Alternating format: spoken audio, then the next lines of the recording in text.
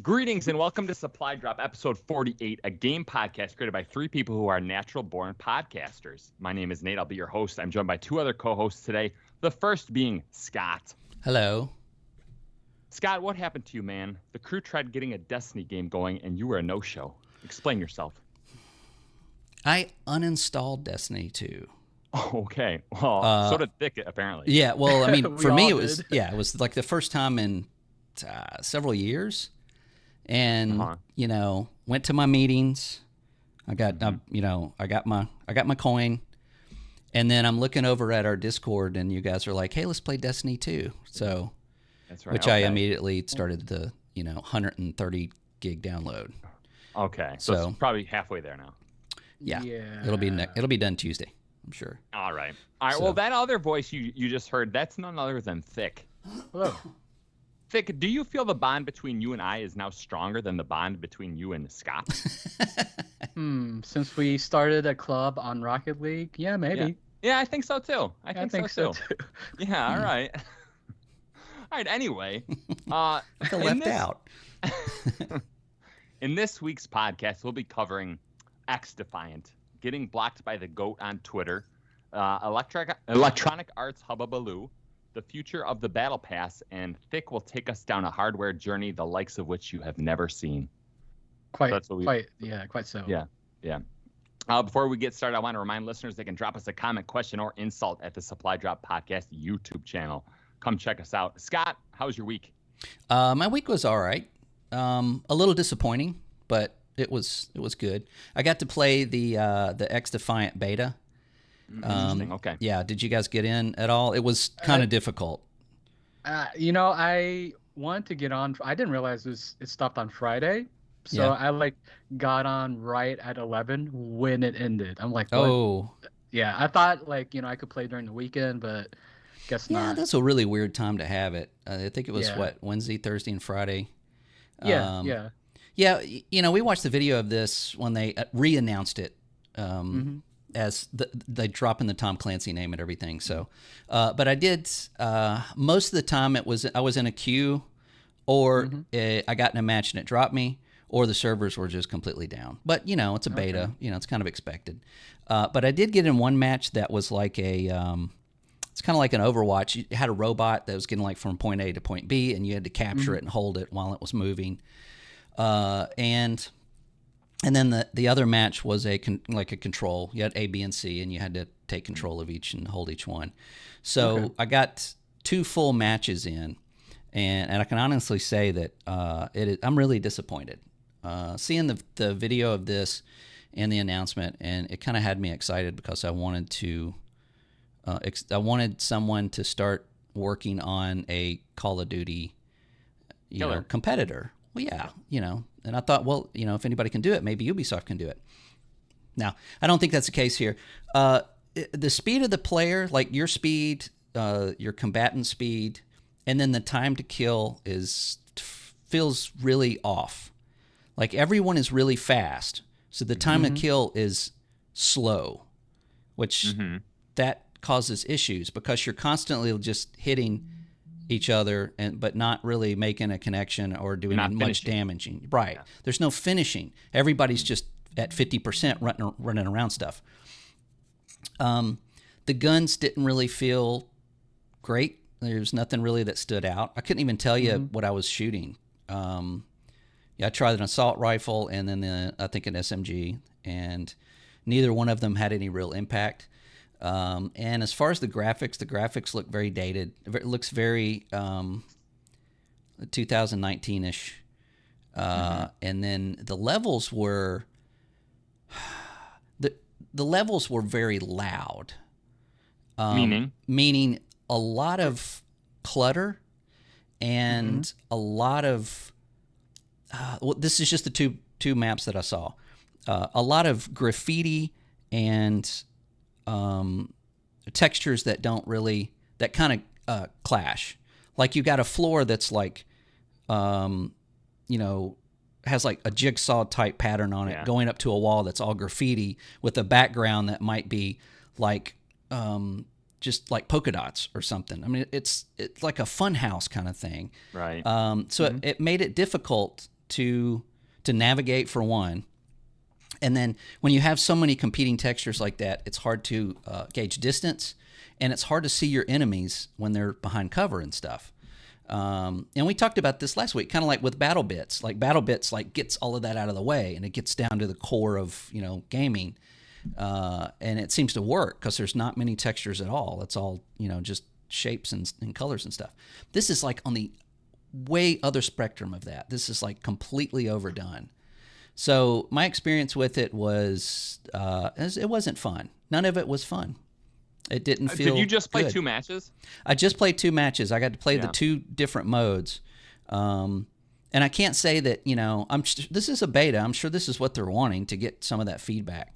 I think it can be tweaked. I think that the speed of the player can be slowed down, the time to kill could be sped up, and but the levels are. I didn't think they were good at all. I thought they were atrocious. I just didn't. Every time you spawn, I mean, it's like you can't get any kind of sense of where you are because everything looks it just looked garbage.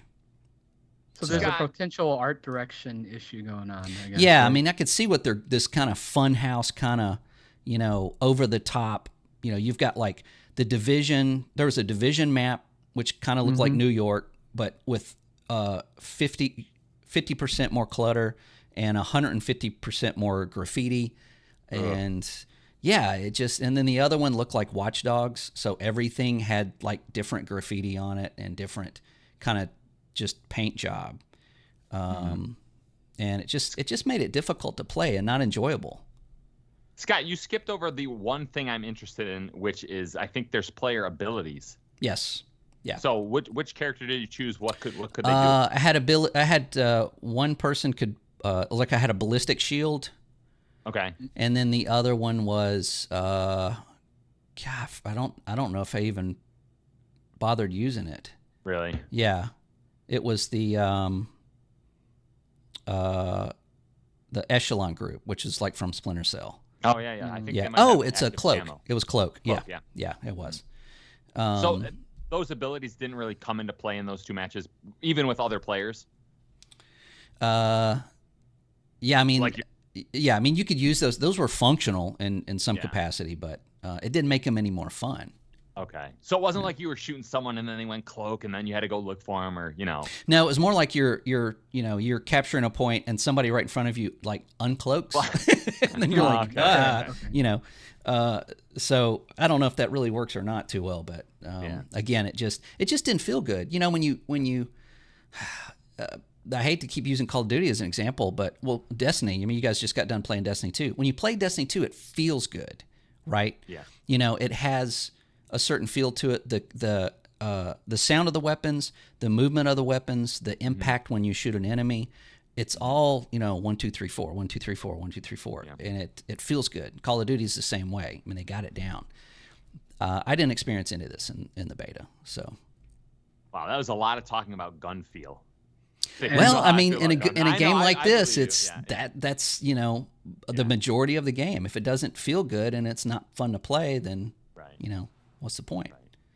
Yeah, this is obviously free to play. It's coming out this year, right? Yeah, we hope it's probably August, I think. August. Wow. Yeah, I'll still I think want it's to give it a go. I want to give it a go because I didn't get a chance to, but I want to see if see what you saw, see if there's that issue I experienced too. And what is it? 5-on-5 or 6-on-6? It was 5-on-5, I believe. 5-on-5. Okay. I want to say. Is there any there's different characters? Is there archetypes almost like a tank class or support class kind of thing? Yeah. Well, like the guy that has the ballistic shield. I mean, it does cover. You could use that in a situation where people could get behind you and you could push, for like A or B or something like that. And then of course the cloak is obvious. You know, you disappear and run over and get stuff. But in the other ones, I didn't try to change that during each match because I just assumed it's like, oh well, next match I'll try this, and next match I'll try this, and that next match just wasn't available. I just didn't get into it. So that kind of not a good sign when you only put in about 15 minutes into a game and you're like, okay, I've seen enough. Well, you know, and at some point I just got tired of trying to get into a match. I'm like, you know, it's like I wasted an hour and 20 minutes just trying to get into a game. Okay. You know, it's just like I'm moving on. All right. Okay. Wait for the next beta, I guess. Best of luck to that company, Ubisoft. Yeah. Yes. Maybe they'll get it right someday. Yeah. Well, Thick, outside of yesterday, how was your week? Yeah, it was not bad. Not bad. What do you call it? In terms of games, I guess. Trying to see what I did play. Before we get to the main meat of what I experienced, I played a couple things from the Steam Fest or Next Fest, right? That's what it's called. Yeah. I played Warhaven a little bit. I know you did too, Scott, right? Yeah, I had fun with that. You liked it? It was pretty casual, right? It kind of felt casual, light. Almost felt like a third-person chivalry. Not as deep. It doesn't feel as deep. No, I don't know if I'm missing some details, but I don't know. It was fun enough, but I don't. It doesn't seem like it will have lasting power. Is it like a MOBA where you have like lanes and you gotta kind of push forward? No, not really. What is your objective in it? How do you win? On this one, you had like 3 points to capture. Yeah. If you played For Honor, it has a similar. Yeah. All right. Yeah, it's kind of like a goofy For Honor, I guess. Okay. Yeah. Yeah. So it's not like I feel like a lot of Japanese action games, or I should say maybe Eastern action games, have real tight controls. This doesn't have like Devil May Cry-esque. No, it's not that fast. Yeah, you're not gonna feel. It doesn't feel like that. Yeah. Okay. I mean, you get like one move. You get one move to kind of break block. From what I saw, I don't know. Like I mostly played the first character before I got kind of like, bored in a way, right? Yeah. I didn't even get to like a real match really. I was just playing against AI. But yeah, that was just okay. I tried another game, but this is where I start complaining about the rest of the games I played this week. Yes. Synced. I tried downloading Synced, which is, you remember that third-person shooter kind of.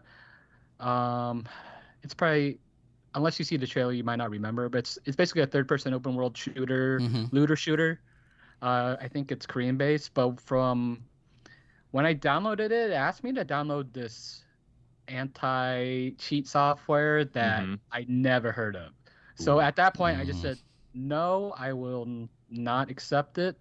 And I went to the Steam forum, and there is a level of like kind of alarmist, like when everyone sees anti-cheat. So there's always a little like conspiracy theories around it, right? That they're trying to get your data, which I mean probably to a level, right? But I think it's just not worth I don't care enough to play the demo, but I wish more developers would maybe at least try to standardize anti-cheat, like Battlepass or something like that. Yeah. I mean those, at least they have more accountability because they're on so many games, right? So like if people have one issue with one, they'll have to fix it with everything else. But yeah, I tried to play Xdefiant, that demo, but I did not get a chance. I only downloaded it. But in any case, let's go to what I was trying to do, which was download Destiny on PS5. Yes, exciting. Yeah, so Nate asked us to play this earlier this week. I had to run errands when he asked me to play, so I was like, I'm gonna turn on my PS5 and download the game. So it did not download the PS5 version, and it downloaded the PS4 version, and I think I'm still on the PS4 version right now. Yeah. It downloaded on my external drive, and I was hoping it would download on my internal drive, so I had to move it. And when you move it, your PlayStation is just stuck on the I'm moving this file screen or whatever, which is super annoying. Wait, so when you transfer from one drive to another, you can't do anything else? You can't do anything. It's just a screen you're on. You can't leave it. Imagine that. Yeah. But I mean, to PlayStation's credit, their download speeds are pretty good and their transfer speeds are pretty good. But compared to Xbox, because I think Xbox is a little bit slower, but they do also have a slower. It's like a couple of milliseconds. Yeah. So then I opened the game, and I realized I only had 9 gigabytes downloaded, and I had to download every single content pack, and it didn't even download all of it in the very beginning. Like, it downloaded a couple. I was like, oh great, I'm ready to start. I press play again, and it says you gotta download this pack, and then what it does, it tries to download on the other drive that it's not installed, and I didn't have enough space on that other drive. So yeah, it's just okay. So just to sum of it, just a bunch of issues with this. So I decided to download it on Xbox too. Just one button, download all, and it just downloaded everything. I could start it up immediately. Yeah. So I was really annoyed by this, and I think it's specifically to Destiny 2 with the way they handle content packs. But also, I am not a fan of PS5 download system. Well, I downloaded it on the Xbox app on PC, and I just clicked install. Yeah. And that's it. It downloaded everything.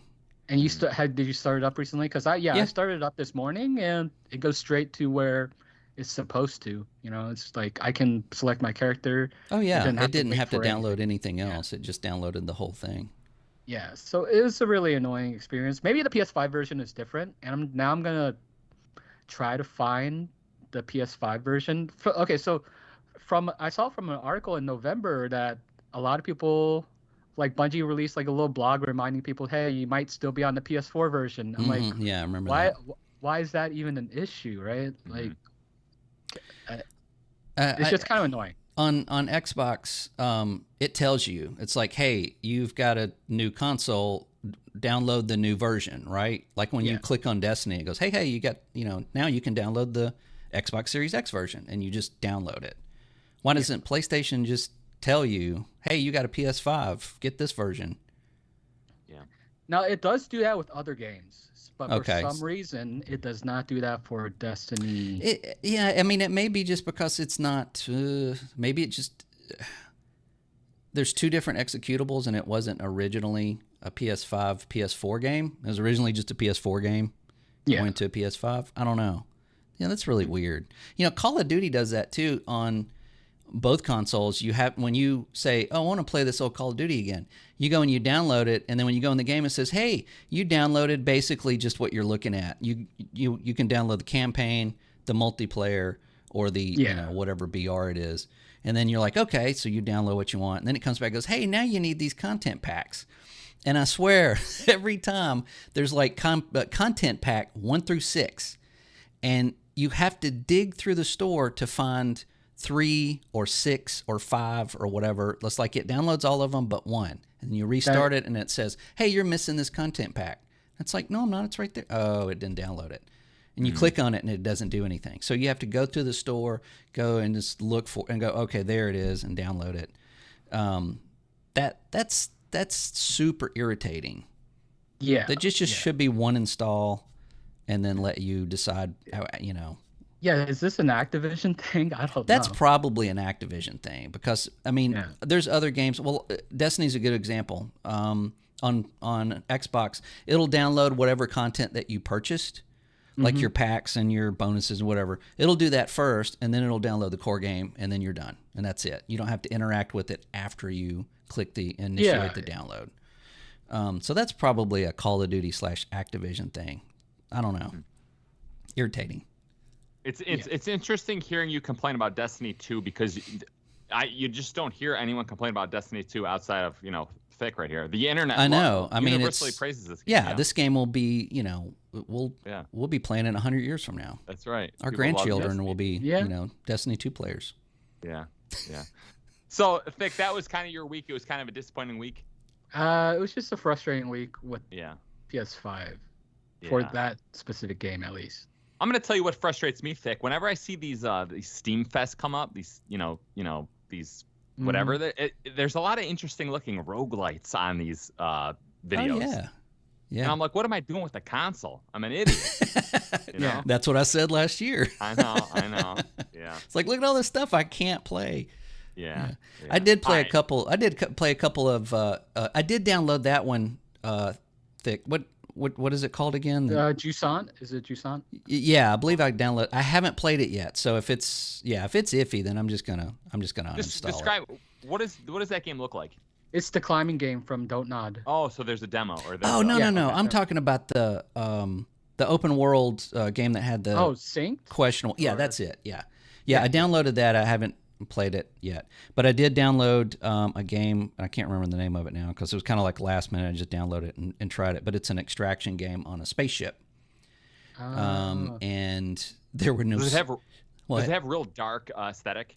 It does. It almost is kind of similar to System Shock. It's very dark. You have a flashlight and some guns, and there's robots and of course other players. And you have to. The ship is basically dismantling as you're on it, so you have to keep moving forward. But there are no servers. I couldn't get it to ping any servers, so I'm gonna try it again later. Already. So I also downloaded Wizard with a Gun. I didn't get too far in that, so I don't have any opinion. And I also downloaded another game. Let me see what it's called.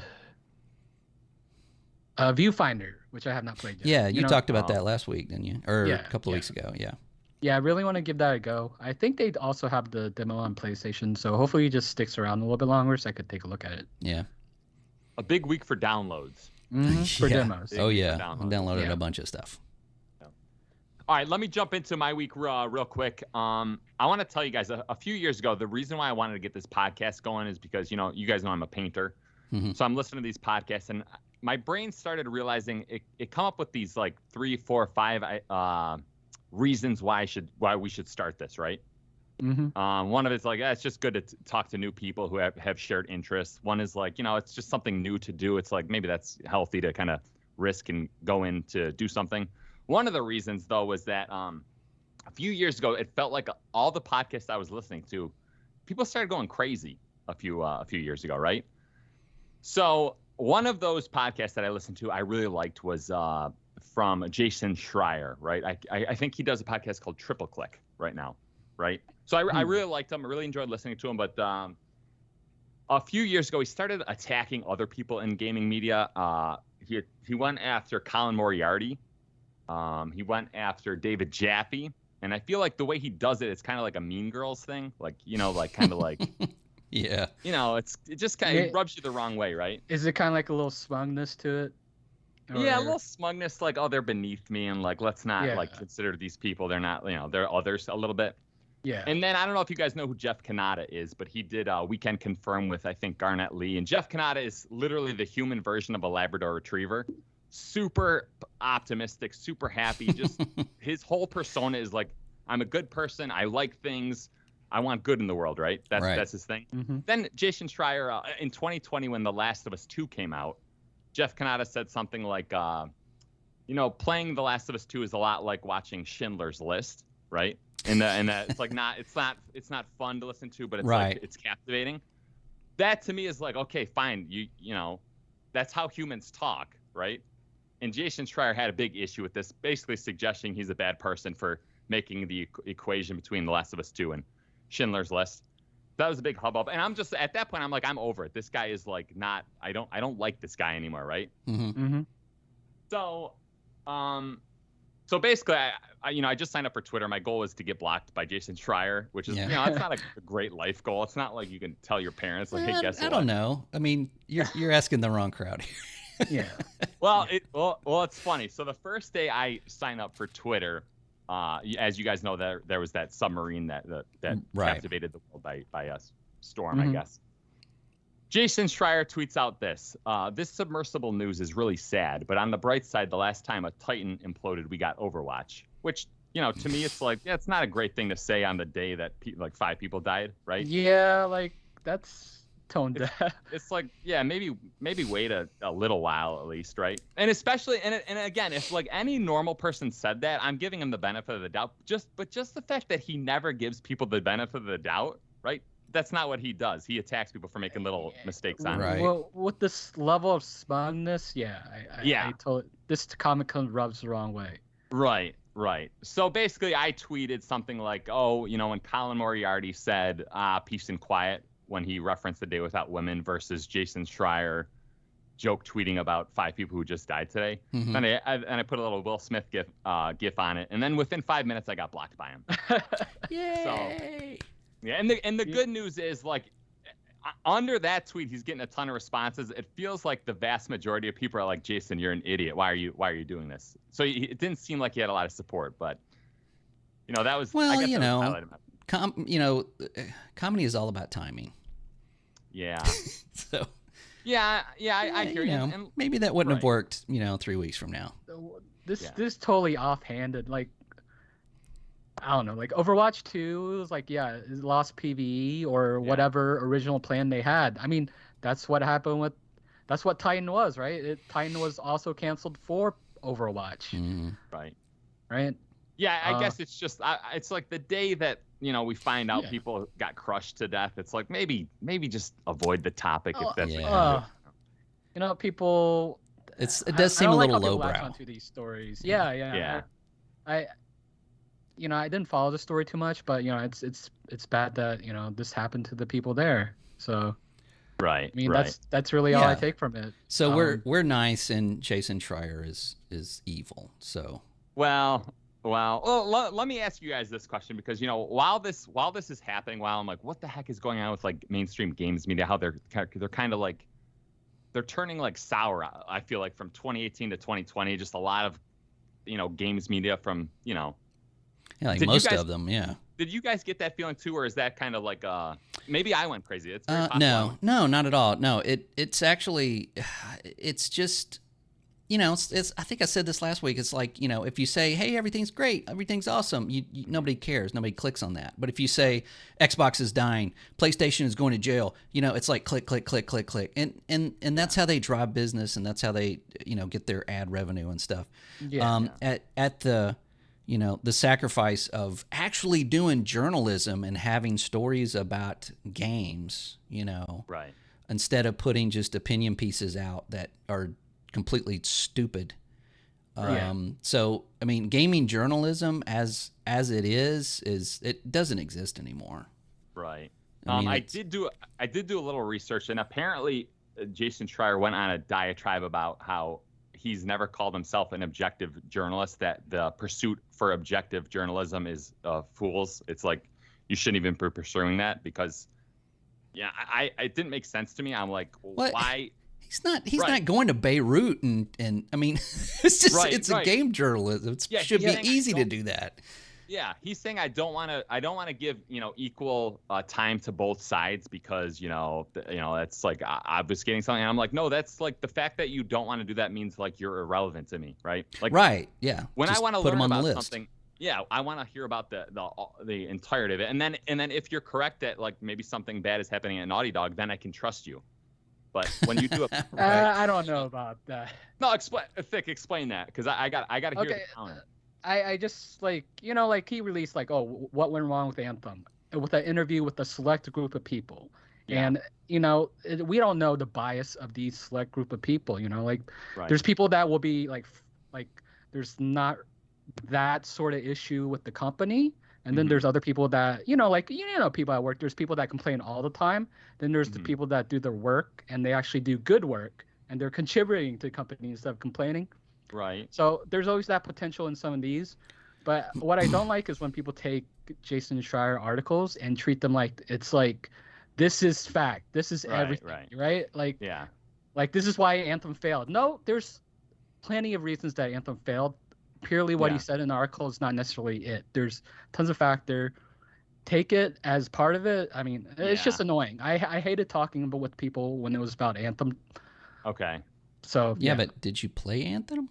I did play Anthem. Terrible. It definitely has issues. I guess my issue is like, so every job that I've ever had in my life has had a number of employees, and you can always find at least one or two employees who are like, my boss stinks, this is a toxic culture. And I'm like, all Jason Schreier does is he finds from huge companies like Naughty Dog. Naughty Dog has 200, 300, 500 people on it. So he's found quote unquote multiple sources, which means two or more. Yeah. That think that they're, the culture is toxic there. Yeah, I mean, if you pull all those people together in a room and go, has anybody got any issues? Those people will be the first to jump out and go, hey, well, let me tell you all this. Yeah, that's who he's talking to. So you can't really. It's just like anything else. I mean, you've got to read it and then just kind of take from it what you can. Yeah. And not everything there is going to be 100% factual. Right. I guess I'm just like I don't even consider him a journalist. I know everyone's like, No. well, he's the journalist. He's really not a journalist, right? Especially if he says he's not unbiased. Right. Yeah. Yeah. Which that's like I feel like that's like if you go to school for journalism and then your outcome is like, I don't have to be objective, or I'm not trying to be objective. I'm like, what just happened to you? What's the point? Yeah, you're no better than or IGN or GameSpot. Because I always feel like, again, if there's an issue somewhere and I provide both sides of the argument, the clarity still points to there being an issue at the whatever I'm trying to describe, right? But the fact that he's like, now we're just going to ignore a bunch of data that's relevant, that it just irks me, I guess. So I think that was our small talk. You guys congrats! You should get a T-shirt. Yeah. Jason Schreier blocked me. I'm getting a tattoo on my chest. Oh, that's even better. Yeah, that's right. Nice. All right, so we're gonna move on to. I'll tell you what before we kick things off, we're gonna go to our listener feedback segment. Here's where listeners of the Supply Drop participate in the discussion by going to the Supply Drop Podcast YouTube channel and dropping a question, comment, or insult. Let's go over to our listener feedback correspondent, Vic, and see what he has in store for us this week. All right, we have a comment this week from Bobson Dugnet. I'm not going to say your whole name because I'm not sure Scott, if you want the whole name in there. Wait, Scott has fireworks in his room. He's going to light off. Okay. I figured out who it is. All right. Go ahead, Vic. Okay, so I'm just going to paraphrase it. So, because you wanted to ask a question, and the main question was, what is some of your most favorite, one of your most memorable video game sound effects? So Bobson Dugnut mentioned Chun-Li's Death sound from Street Fighter 2, and I had to look that up. I did too. And I was quite curious, like, that's interesting. I never really thought about it. Maybe it's a meme with the fighting community. We're not really fighter fans here, but it is kind of like listening to it. It's like it seems like it's something that's completely out of it doesn't character, feel like it's, right? Yeah, it doesn't feel like it's from Street Fighter. Yeah. But this question is for us basically. So what do you guys have as answers? So I have something queued up. I would like to try to play it over this mic and see if you guys can guess what it is, because this is my answer. Okay. Okay. Are you guys ready for this? We'll see if the sound quality works on it. Okay. Do we have to guess? You have to guess once you hear it.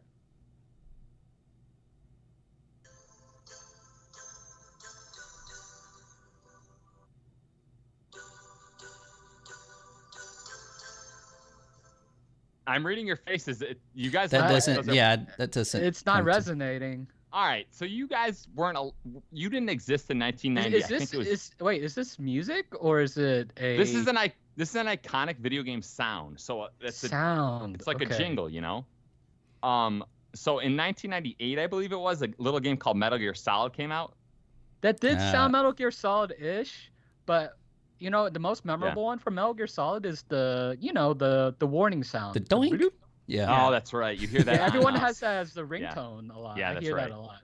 Yeah. I just remember being a 12-year-old kid. You hear the PlayStation startup sound, and then you go into that it's like the Konami splash screen. Okay. And when it's nighttime and like those are the sounds you're getting, it's like a magical thing. But you guys didn't share in that with me because you guys were, I don't know what you were doing. The one I would say is most memorable is the Zelda chest opening. And I think that one's pretty popular too. Yeah, that's more music, or I guess.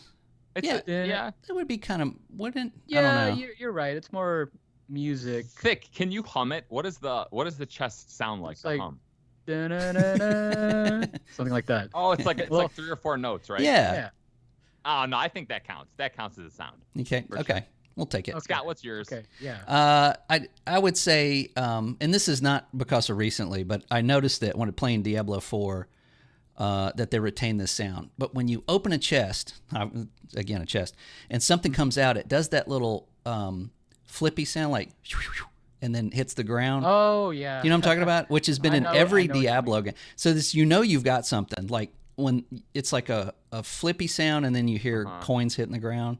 I mean, I just love that sound. I mean, everybody loves it. I'm sure it's there for a reason. But that was in the very first game. When you open a chest, it makes that noise.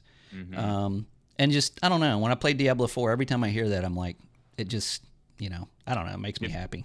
Gives you the warm fuzzies. Yeah, it's brainwashing. Yeah. It's brainwashing. It's game feel. It's game I need to play more and give them more money. Yeah. I think bonus question real quick. What is your favorite startup sound to a console? Oh, the original Xbox. Absolutely. There was some bubbling in that one, right? Yeah. You know, I think I might like the 360 one more. The where it throws the logo on the sphere and then it kind of like that's pretty cool. But I think that turning on the first Xbox was like, it felt like turning on a machine, like some kind of it was when it came on, it was like it sounded like it was powering up. I don't know, I like that. I mean, I wish I had that. I could change my computer sound to that. That would be awesome. Yeah. Am I wrong in saying that you really don't hear those sounds today because of quick resume and there's not really a thing. No, but I guess there's something if you power down completely. Power save, which I actually do with my Series S. So I actually like the Series sound too. Mm-hmm. It's kind of like it's like angels coming down or something. Yeah, that's what it almost feels like. The one I also like too is the PS3 one, that little symphony. Oh yeah, that's a good one too. Yeah. The reason why I don't like these ones is because I feel like there's a special moment when you're 12 years old or you're 11. Mm-hmm. Like the world is like much different than when you're an adult, right? Yeah. So I remember when I first got, I think I had a Sega Genesis, which was, the 2D thing. You kind of want a SNES, but you get a Sega Genesis. Mm. And then you move over to the PlayStation and it's like a whole new world. It's like, what the heck? There's three dimensions now. Yeah. Right? Yeah. So for me, it was that first PlayStation sound. Okay. Yeah. I mean, nostalgia helps. Too. Yeah, it does. Yeah. Wow. So Bobson Dugnut, thank you for the question. Yeah, thank you for the question. That was a good one. Yeah. There is some discussion on the Supply Drop podcast of whether or not you're an AI. So write in next week or this week, I should say, and somehow say something that an AI would not say. I'm not a robot. Yeah. No robot would do that. Yeah.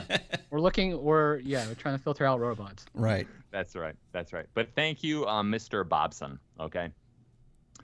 All right. Now let's get to the drop, the segment of our podcast where we talk about last week's most interesting news stories. Scott, what interested you this week? Well, I had some Corpo news, which is not super exciting, but a little weird at the same time. So EA announced that they are splitting the company. So it's going to be two entities. It will be EA Entertainment, which handles all of their regular IPs, new IPs, franchises, things like that. And then there will be EA Sports, which it's obviously it's in the game. Yep. So that'll obviously handle all that. So they're working independently now and have kind of branched those into those. Now Andrew Wilson, of course, confirmed everybody. It was questionable. He says he is still in charge of everything, so we can relax. But yeah, this is interesting. The person that they are putting in charge of both of these entities, I didn't write their names down, but I have them here on this super bright light. Laura, I guess that's Miley, will be head of EA Entertainment Technology and Central Development. And then over at EA Sports, Cam Weber is in charge of EA Sports. So, Cam. Yeah, go Cam. So it's kind of interesting. It's interesting for me. I like the corporate stuff, when it comes to this, and kind of what's behind that and what they didn't really say why. They just say, of course, this will be better for this and this and this. Yeah. Now when you see EA Entertainment, it will be a completely different division from EA Sports moving forward. So that's interesting. I guess we'll see the effects in a few years down the road, right? Yeah. So we know that they lost the FIFA. Was it the FIFA name recently? So they changed. I think it's the name. What did they change it to? Yeah. What did they change it to? Is it like FC? It's like the FCB club or something. It's it's something terrible. It's not even. and obviously not rememberable. Right. Yeah. FIFA is so ubiquitous with the soccer game now. Yeah. Or sorry, football game. Right. Yeah. Yeah. So yeah, and then another one, also EA related, the Particle Effects, the game, otherwise known as Immortals of Aveum, I guess, has been delayed right after they had their gameplay trailer to August 22nd. So just a few weeks, right? Yeah. No, this was, I guess it's about a month. About a month. But July looks really dry. This would have been a really good release date for them. Moving it to August, I think, is kind of a mistake. But if it's not ready, it's not ready. You know, if something's... Scott, you weren't interested in it, right? Not really. I mean, it's just... again, I'm going to use that word again, that graphically loud. It's just so much going on at a time. But playing it might be completely different. Yeah, there's a chance they're kind of showcasing the colors, right? It could be. It could that might be kind of overblown a little bit. It's somewhat of a sizzle reel, right? Have we seen like a straight gameplay level yet? I don't think so. We've seen some extended gameplay. And we did see somebody actually just playing the game. Yeah. Okay. I'll have to go back to it then. So it just looks kind of boring to me. It just looks like you have a gun arm and I don't know. Thick, are you any intrigued by that at all? That game? Yeah, I'm interested enough. Okay. I mean, this is probably a EA Access title to me. I probably wouldn't buy it, Oh, okay, yeah. Watch, it's gonna come out and get like a 97 on Metacritic Game of the Year. That's hard to say. I feel like this is like a 70 to 80 game. Yeah. And with you. that might be a little bit high too, because I don't know. It really depends on the breadth of the content. Right. Yeah, we'll see.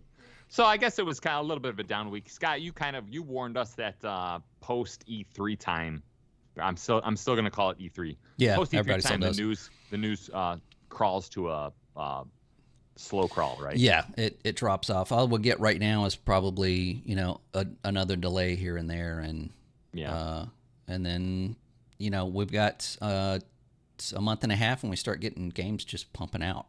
Yeah. And actually, this week, that we're not going to go into it, but this week did have that FTC stuff with Xbox that, which hasn't concluded yet, right? Yeah, that's ongoing, and hopefully that will be, hopefully for everyone, that'll be tied up next week, or not tied up, but it'll get a bow put on it, right?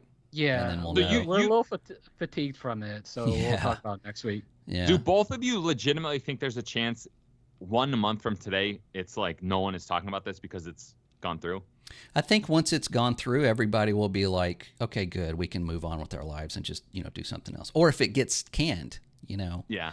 What I don't want to happen is that the FTC gets their way and they just draw this thing out for several years until it just goes away.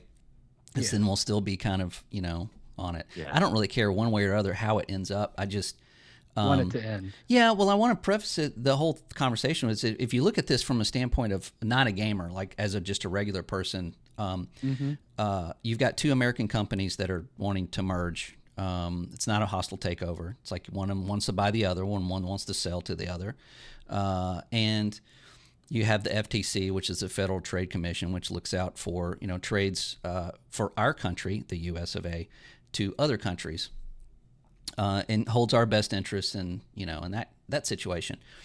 But they are siding with a Japanese company every chance they get. That just seems so weird. Why is that? What so Scott weird? Just said, I can't believe we're talking about this. I feel like Scott just said something crazy. Did he not say something crazy? I don't know. Two American companies wanting to merge, and the FTC, which is the Federal Trade Commission, is siding with an industry leader that is owned by a Japanese company. I do feel like it's more Sony America, because I feel like Jim Ryan's really... It's owned by a Japanese company. Yeah, I know. But like Jim Ryan's really the head person of spearing this thing. He is head of, but he doesn't own the company. Right. It's who he represents. And the company is a Japanese owned company. Yeah. So it just seems to me that's just strange that our Federal Trade Commission is going, oh, no, we don't want this. We want to ensure that a Japanese company retains the market. No, I It's will just weird. Scott, you are the yin. I will provide the yang here. Okay, Okay, do it. So what you just said is accurate, but it's all about like Simplify.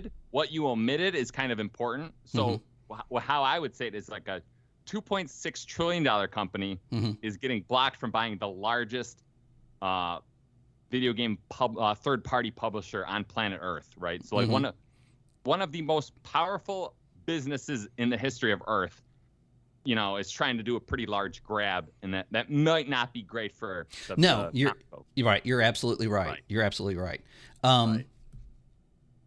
But go ahead, hit it. Right. If you're looking at it like that, like these two companies, but the Federal Trade Commission isn't. They're not looking at it from a standpoint of these two companies. They're pulling in PlayStation every chance they get to get either remarks or publications or emails. We've got there's emails that are out that are very funny. I'm sure we'll talk about those next week. But it just seems odd to me that that third party has so much interaction and so much of a decision-making pull in this federal U.S. of A. American business deal. They shouldn't even be there. PlayStation should not even. They have concessions, I'm sure, and they need to hear their concessions. But now they're going to trial. They're bringing in PlayStation to this trial, and which shouldn't even happen anyway. It should just be. We should just have to discuss: should Microsoft be buying Activision, and is that good for us as gamers, or is it bad for us as gamers? But that's not how the conversation is going, and that's not how the trial is going either. So it just looks weird from the outside. If you look at it from the outside, it just looks bizarre. Yeah. I think part of it is like the worry for monopoly, and the FTC is using this as an example to kind of set it right. Yeah. So it might not be like their only agenda about the deal, right? So. Yeah, and I mean, again, I don't care one way or another. I mean, I don't know if it's good or bad or who knows. I mean, that's going to be in the future regardless. But I would like to see that the employees at Activision having the ability to make their unions if they choose to, and then not have just have a better working environment. I mean, that should be good for that should be on everybody's table. And that looks like they'll get that with Microsoft, and not so much if they just stay independent. Yeah. This is I feel like this is such a complicated story with so many like little crevices in it that it goes deep. It does. And thankfully there are a few, it seems like, people in gaming who are trying to cover it. Like Hoag's Law is covering it pretty. He tries to do the best he can with it. But I just say, I read a lot online, like, how come PlayStation isn't letting Xbox compete? And I'm like, well, we just saw their E3 show. According to the public, they decimated PlayStation. Like they're officially in the competition market. They're you know what I mean? You can't say that with a couple of trailers though. I mean, you have to to compete. A lot of people just did. I know. It's just it's not the same people that are saying the current situation, right? Wait, say it again, Thick. It's just within the context, because like PlayStation's really like they're finished with their phase 1 essentially, right? That's what I keep saying. Right. Yeah. And like they're ramping up, so they're a little bit light right now. Right. Whereas Xbox was likely ramping up or laying low for 2022, and now they're ramping up now, or like they're showing their cards.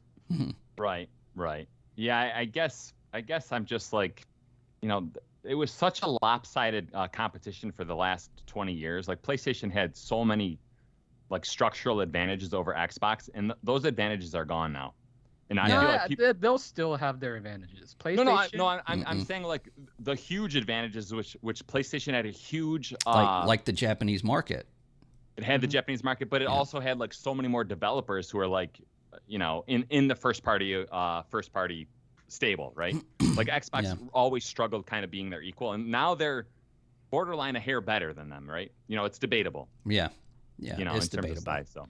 Yeah. It goes deep. It's probably something that we should wait until, that discussion can just be.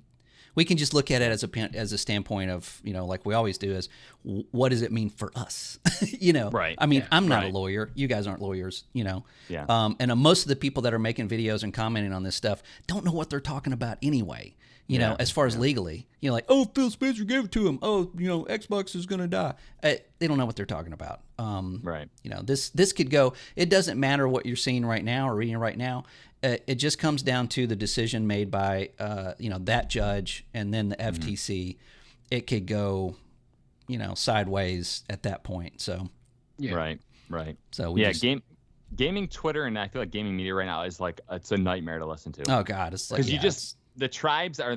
We've never been like this tribal in our gaming media existence, where it's like if you're an Xbox, if you follow Xbox, it's like, oh, Xbox is like crushing it, and if you're a PlayStation dude, oh, PlayStation's crushing it, and these things, and it's like, well, both things can't be true, right? Yeah. Maybe it's somewhere in the middle. When we talked about this before, Nate, you attributed that to having a favorite football team, right? Yeah, I know. But here's how it's different. If you say the what's your favorite football team? The Browns. The Bills. The Bills. The Bills. So the Bills go to the Super Bowl, right? So say that means that all the other teams now can't compete for the next year. It's just the Bills, right? Wait. I'm a sports guy. This analogy is. I know, but listen. So the Bills win. Nobody else can play. How is that good for football? See, what is this the equivalent to? I don't understand. The equivalent is that wins, right. Everybody, PlayStation wants to put Xbox out of business. If they're not going to, obviously, but if they did, there's no competition for PlayStation anymore in the console market. That's not good for anybody. And if these people that love PlayStation, they should want Xbox to do better, so that PlayStation does better. If they're not there or they don't do better, PlayStation doesn't have to do better. Look at the last showcase that they did. I mean, it was third party and Spider-Man, and that's it. Because they don't care. They don't have to. They've got the market. You've got the PS5. You've got the headset. You've got the the VR. Mm-hmm. So why should they excel at that? If there's no competition, prices get bad, quality goes down. So you want Xbox to do well. You want it to be healthy for everybody's sake. Yeah, and I I'm gonna say the opposite. I'm gonna say, like, I feel like right now, when in sports, there's something called a salary cap where teams can spend X number of millions of dollars on their salaries. Right now, PlayStation, Team Xbox, they're spending roughly the same on their players, right? Yeah. So what ended up happening is once they compete, they got to compete with great strategy. Strategy has to long-term strategy. Yeah. Right. Now in baseball, I don't know if it happens anymore, but baseball hasn't had a salary cap for a long time. So you had the New York Yankees who were competing against the Oakland A's, right? Mm-hmm. And the Oakland A's would have, 1/6 the payroll that the Yankees did. The Yankees didn't have to out-strategize the A's. They just bought better talent, and they're like, oh, do we even need to coach this game, or can we just throw our batters out there and we'll beat you like that? Right. So my point is, I feel like if this deal goes through, it's so lopsided in Microsoft's favor that Microsoft doesn't have to out-strategize the competition. But we won't know that. We won't know that until we don't know that, because look how they're handling their studios right now. Look at Redfall. I mean, what the hell? That was crap. This is one of those games that's like, oh, look what these guys are making. This is going to be great. It's coming out next year. This is in our 12-month period. The thing was total crap.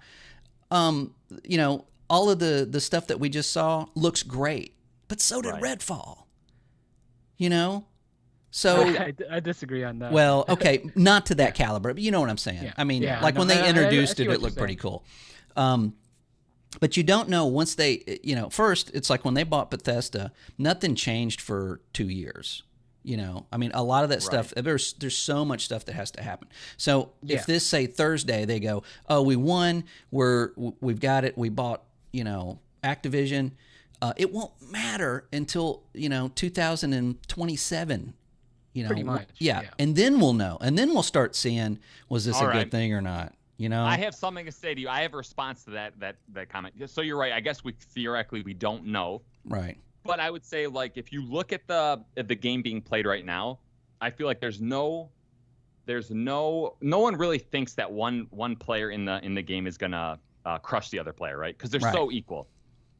If there is a threat to it happening, and it might not happen or it might happen, it's when the second largest company in the world buys the largest third party in the world.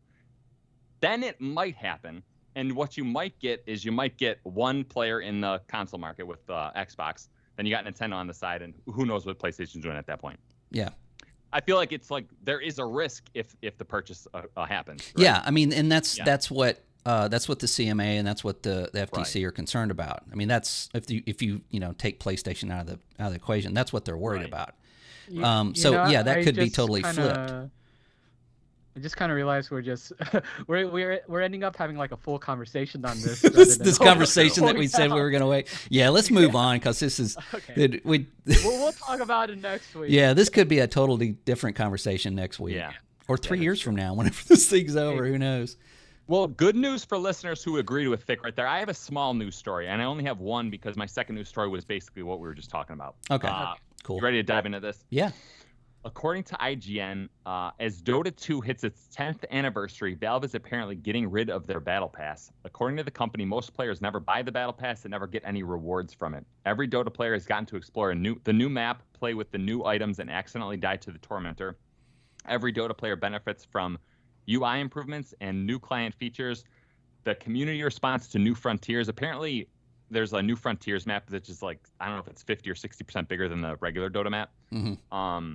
Has helped us build confidence that working less on cosmetic content and more on a variety of exciting updates is the right long-term path for Dota. So this is I feel like big news because bucking the trend, right? Yeah. Has anybody done this yet? That I feel like this is the first time. I mean, Dota is a super successful game. Yeah, it is. Yeah. You know. Wow, that's crazy. So I guess I have a couple of questions for you guys. Do you guys feel like, that this could be the first domino? Do you feel like we're going to see it's other games follow? It's hard to say because Dota 2 is a juggernaut. Like, right. Not many, like a smaller game doing something like that, like say Roller Champions. It's not going to do anything. It's not going to move an A-bar. They kind of, I feel like Roller Champions probably has to have that sort of progression to kind of keep people on the carrot on the stick, right? Yeah. Yeah.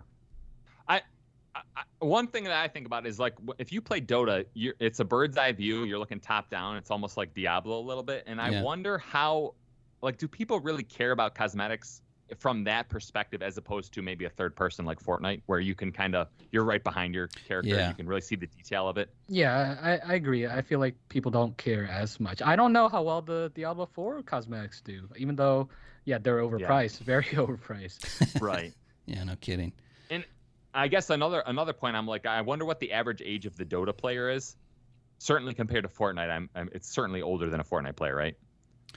I would say so. Could this just be so competitive that they don't care about the Battle Pass? Well, to be honest with you, so when tell me if you guys agree with this. If I'm out in public and like there's a chess game going, right? Or like maybe there's some chess in the drawer and I want to pull it out.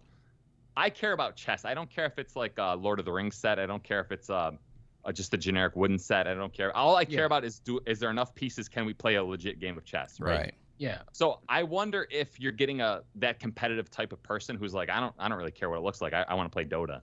Yeah. Right.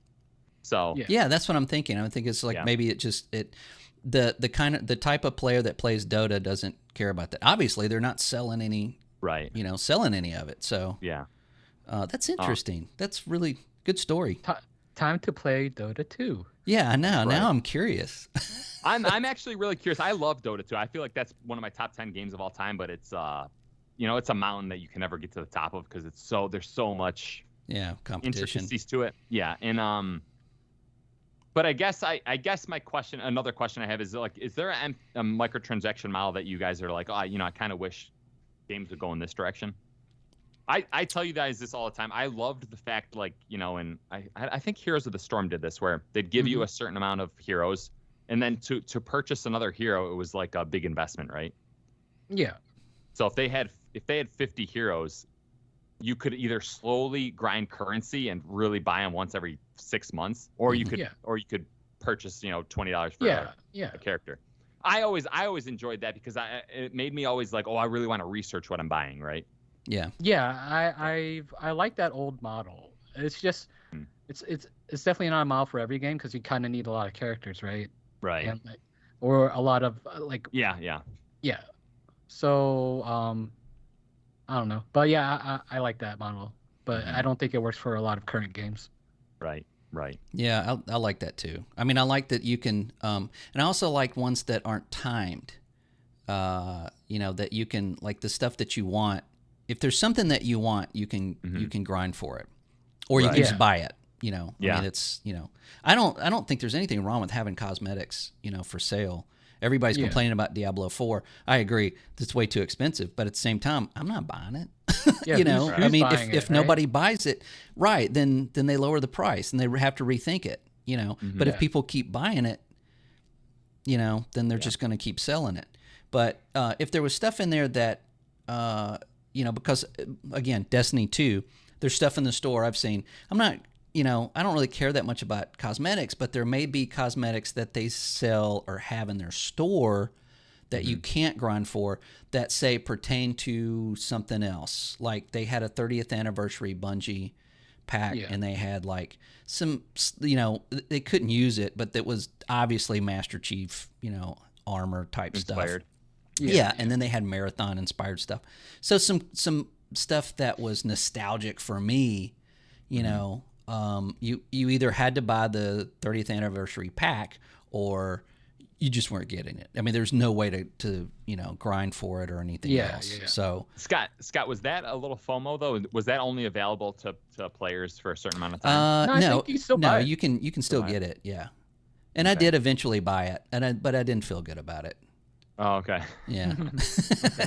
Yeah. But I did like the armor I got. There's one other point I wanted to bring up. I feel like, can you remember, go back to 2016 when the loot box controversy was everywhere in the media? When the Battle Pass came out, it was universally loved. Everyone in media said, this is it. Yeah. Everyone was something that you can work toward. Yeah. Yeah. And then 5 years later, and you're seeing everyone be like, the Battle Pass ruined games. It's just fatigue, Yeah. I know. It's not. I still think it's one of the better models. I do like Halo Infinite's model, where it's basically you buy something cheap and you can grind for it. And if you really want to grind faster, you just, I guess XP packs or whatever. But you get them for free to an extent in these battle passes. Yeah. It changed in 2017 with Battlefront 2. That was kind of the breaking point. That's when the Swedish government got involved. That was for loot boxes, right? Well, that was also not just for that. I bought the special edition, I believe. And with the special edition, you got Luke Skywalker and Darth Vader. Now, those weren't cosmetics. Those were actual characters that you could play in the game that ultimately could turn the tide, in a match. Because, Darth Vader, Luke Skywalker, duh. Right. So, but when you got the special edition, you didn't get those. You got a chance to get those, which was not stated, or grind for them for like 400 hours. So what did I pay $10 extra for? So that's when they had to stop, redo it, the whole thing, and anybody that bought the special edition, they just automatically gave them, what they paid for. You didn't have to, work for it. So yeah, after that was, God, they messed that up so bad. This is DICE. This is the same people that made Battlefield 2042, which is also just a catastrophe. They just keep making little milestones in history, don't they, of just terrible decisions. It's all that's EA though, right? That's EA. Maybe this split with EA Entertainment, maybe they're going to... Well, Vince Zampella is in charge of all of that now. All of Battlefield, Battlefront. Well, I don't guess there's a Battlefront anymore, but... So maybe that'll change. But anyway, I digress. Yeah. All right. Guys, we got to dive into the rumor mill. Yeah, we do. We got 3 decent rumors this week. Shall I start at number 1? Oh, wait. Go to 2. Do we want to go over my gosh, story real quick? My bad. All right. I'll keep it quick because I know this is like one of the last things of the basically summer showcase, right? Nintendo Direct. Oh yeah. Oh yeah. Big. This was big. This is big enough. I think, there's a couple heavy hitters. I'll just say, like, there was a lot of DLC for, current games. A lot of games that were already announced in the showcase, like, Persona 5, Tactics. I think the things that really stood out was Detective Pikachu Returns for people that liked the original game. It's a sequel, basically. Mm-hmm.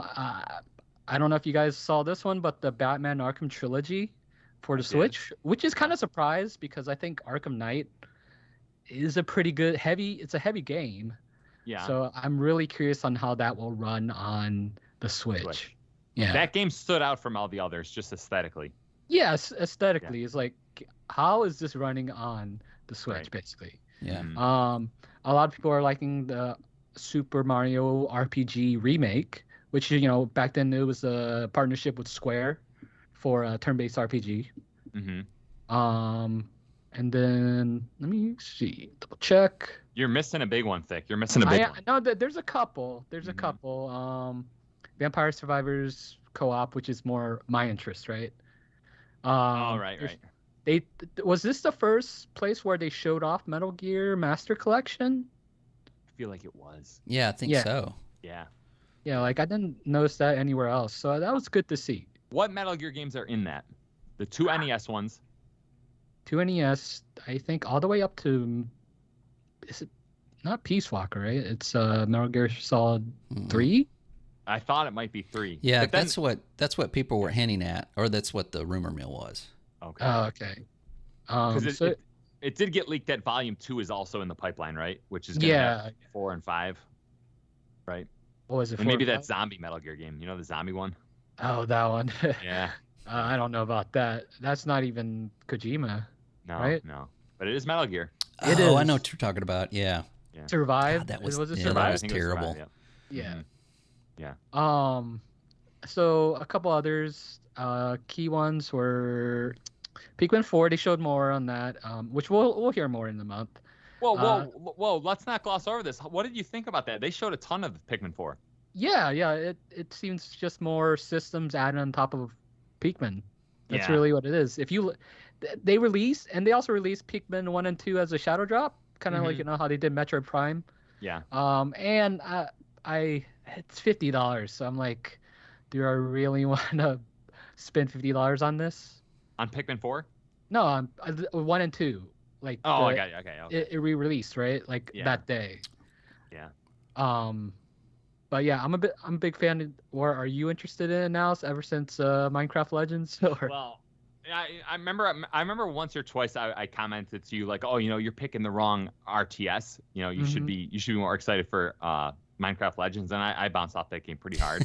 Yeah. So I want to apologize. But you know what? To be honest with you, when I'm looking at this trailer, this doesn't even look like an RTS game to me. When I think RTS, I know this isn't proper. I think of like StarCraft, Warcraft. Yeah. And this just looks like Starfield. It's StarCraft. You can probably mod it. It might have that. But this just looked like a puzzle game. Like, oh, you got to go collect 10 red ones and 10 red guys, and you got to throw your 10 red at the lock.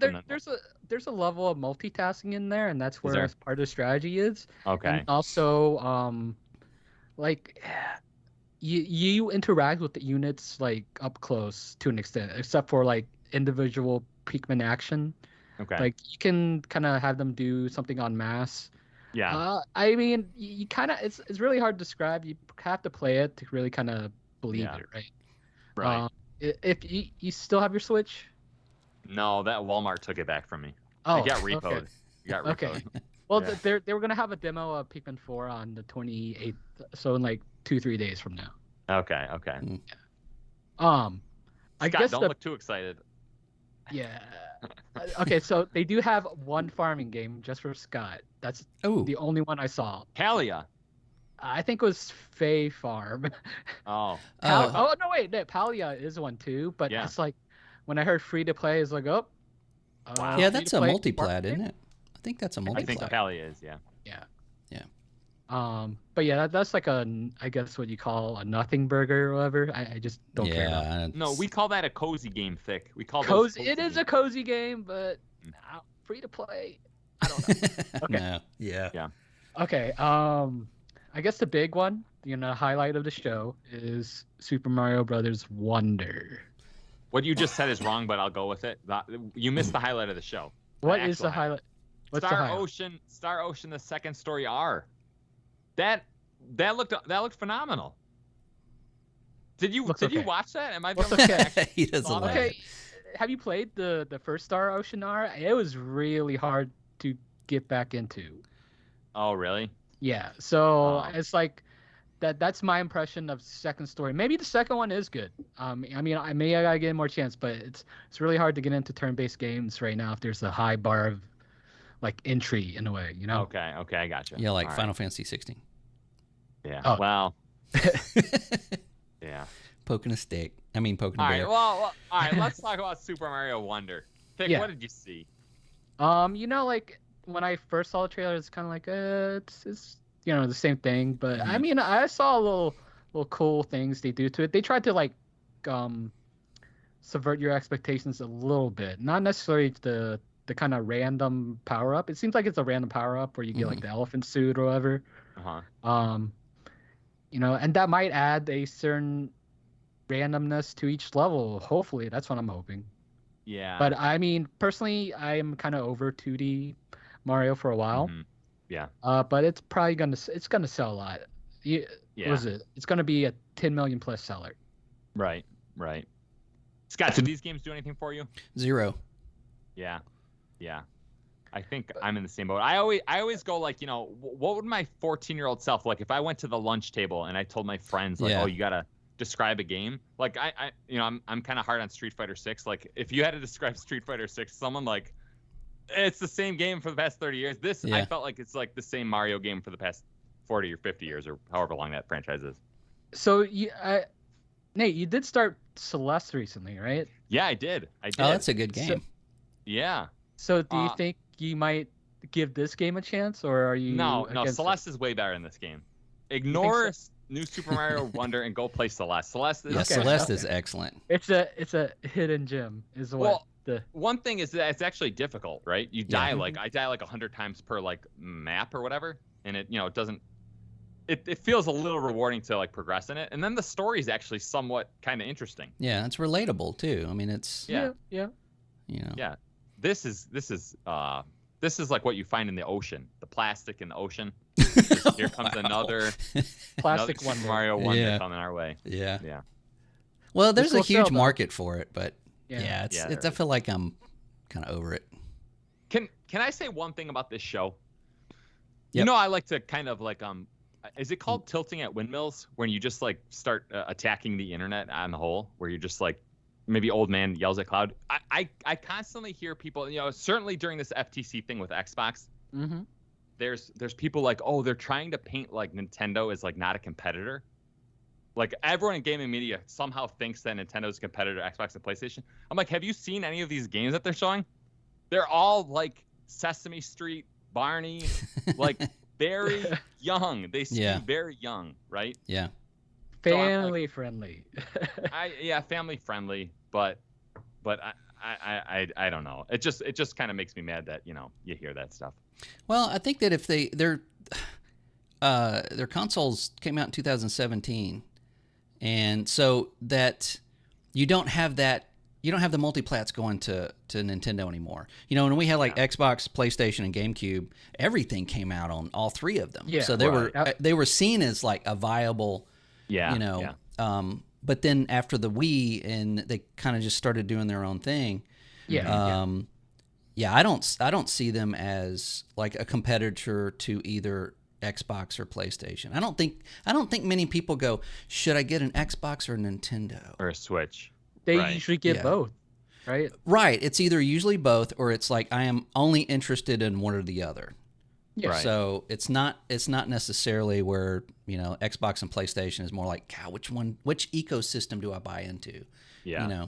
So, but yeah, I keep thinking it's like, wow, I wish Nintendo would kind of ramp up, but they're making so much money. They're fine. Yeah. They don't care. So one thing I got from this direct though is they're definitely winding down. Like this is you're seeing the end of the Switch. Yeah. Yeah. I mean, rest in peace. Yeah. Right.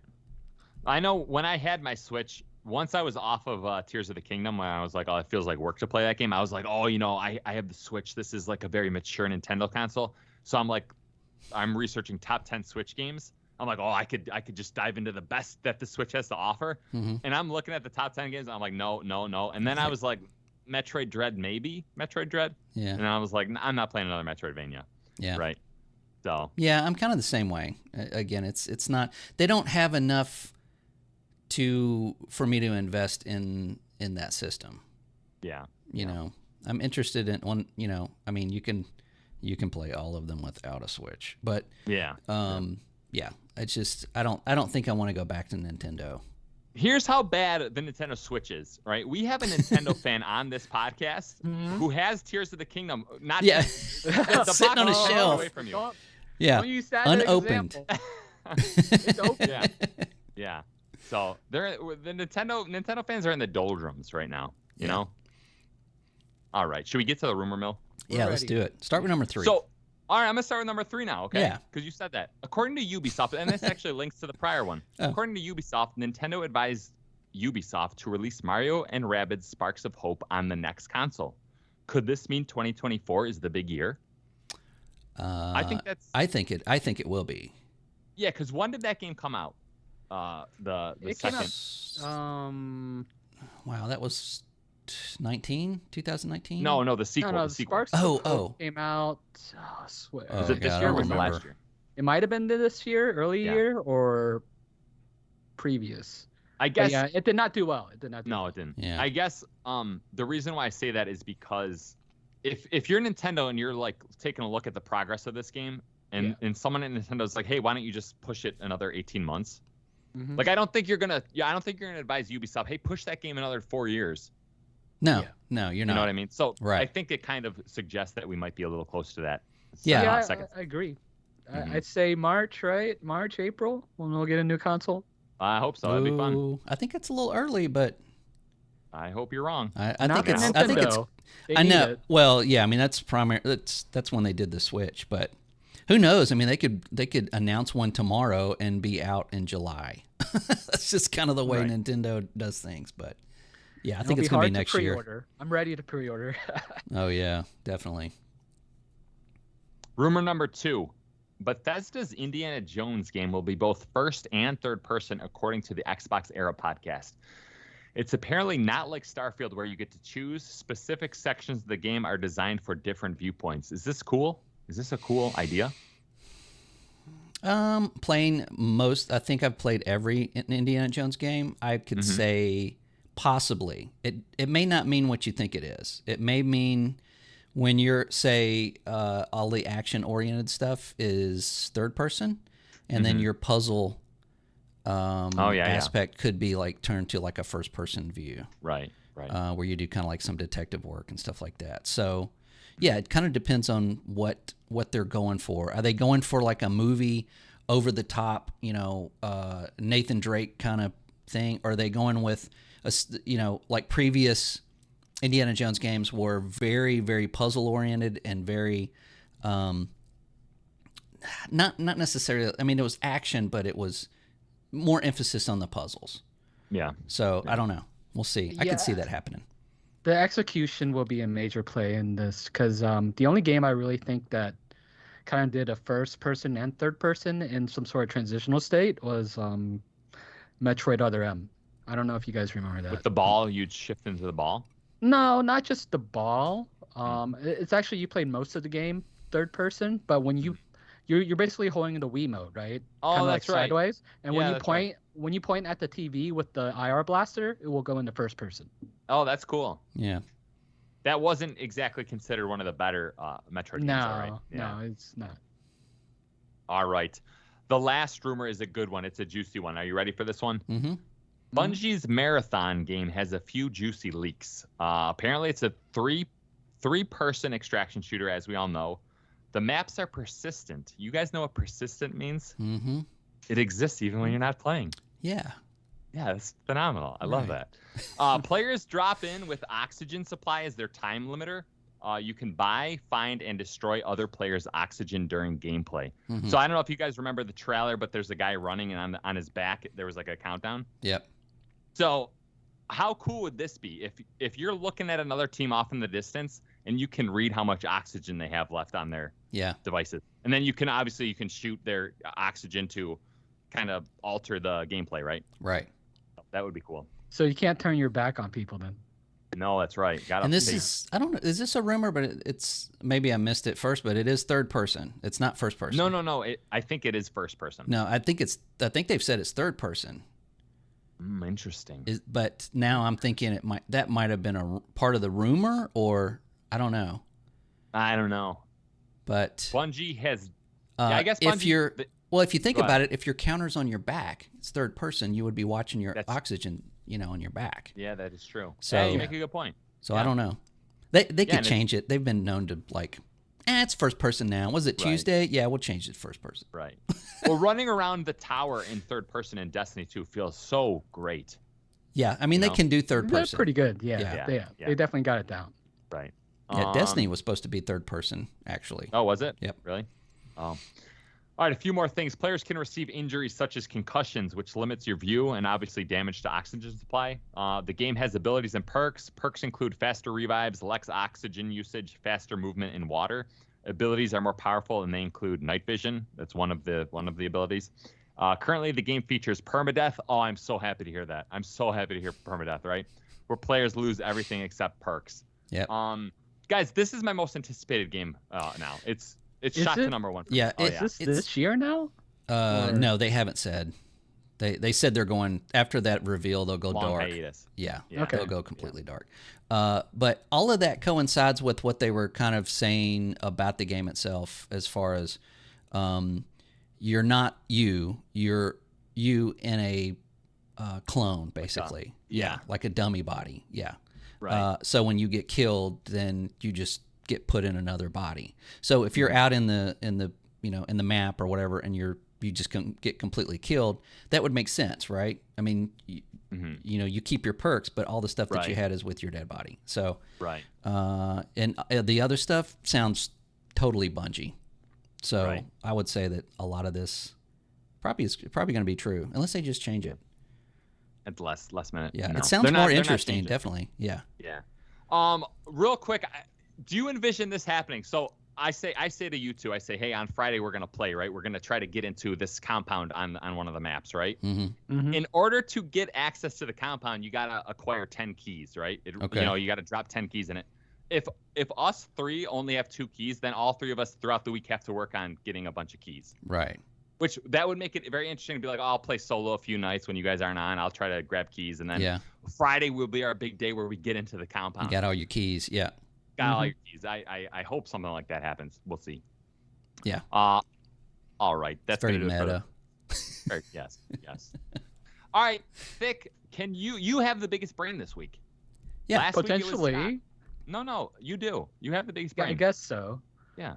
So the big talk this week will be about the mid-console refresh. And now this isn't just purely just like having the upgrade, right? Like the Pro or X models. We're talking about like a refresh of the regular models. Because if we kind of look at the timeline of like PS4 and a 1, they kind of released about 3 years later. We're almost 3 years in the lifespan. So, by this November will be 3 years. So maybe, first, I want to see if you guys think we need the refresh, or when you say refresh, are you talking like a smaller PS5? So refresh in both ways. Refresh in the Pro model, and if we need the refresh in the actual hardware. Okay. I gotcha. Like the current hardware. Okay. Well, Thick, what do you think? You think we need it? Well, so I think if they're following the timeline like they did the previous one, it's like 3 years later. I am expecting that we'll see talks about it next year. But I honestly do not think they need it, because it's only like around was it this year or maybe like the end of last year where they started to get supply for the current hardware. Yeah, actual Right. stock in the stores. Yeah. Yeah. That might have thrown everything off. I'm with you. And it also doesn't seem like anything's stagnating too much. I mean, you don't know with Xbox, but it seems like sales are good everywhere, you know? Yeah. None of these are sitting on the shelf. Yeah. Basically. Yeah. Yeah.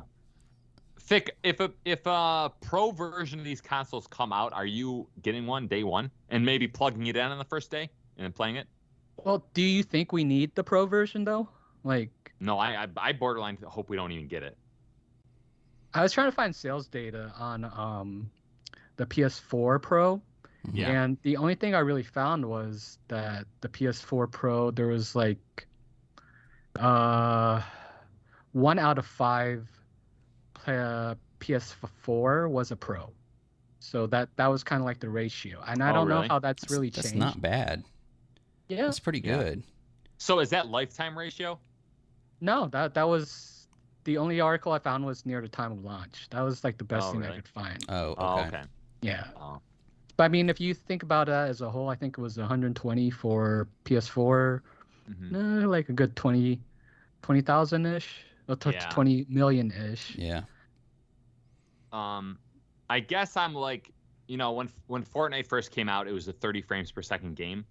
Yeah. Somewhere 6 months or somewhere within 6 months, I'm like, oh, this is like my favorite game I've ever played. Like I loved it. Then about a year in, they switched it to 60 frames per second, and I'm like, oh, it's definitely I prefer 60 to 30, but it just maintained its status. Like it didn't really improve the game. I mean, it did, but it didn't. You know what I Yeah. mean? So I guess the argument for the Pro models right now is that a lot of games are not hitting, 60 right now. Yeah. I feel like that's the issue with the developers though. That's not really a hardware I issue. think so too. And I think it's like a lot of people are still using UE4, right? There's been a lot of UE4 games that just kind of are just at the tail end of development. Yeah. So we do know that Xbox they kind of already had a refresh, which was the Series S 1 terabyte.